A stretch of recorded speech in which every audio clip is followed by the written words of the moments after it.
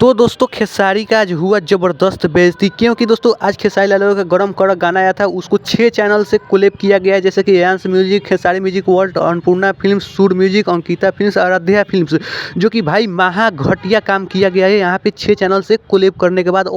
और उसके बाद भी आप लोग रिस्पॉन्स देख सकते हैं कि 6 घंटा में कितना रिस्पॉन्स मिला है। और दोस्तों 6 घंटा में 2,76,000 व्यू मिला है और 54,000 लाइक्स मिला है, जो कि पूरा घटिया रिस्पॉन्स मिला है गाने पे।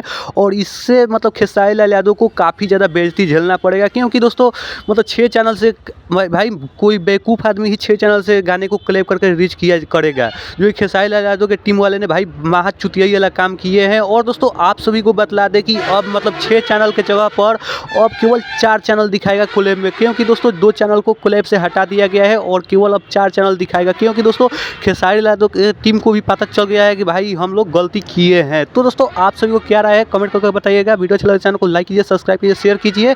और दोस्तों एक बार और बता दें कि गाना अच्छा रहेगा तो भाई कोलैब से मतलब नहीं है, खुद पे खुद गाना चलेगा और ब्लास्ट करेगा, जो कि गाना ये भी अच्छा है। हम बतला रहे हैं कि भाई थोड़ा समय लगेगा, लेकिन गाना अच्छा रिस्पॉन्स करेगा ये भी।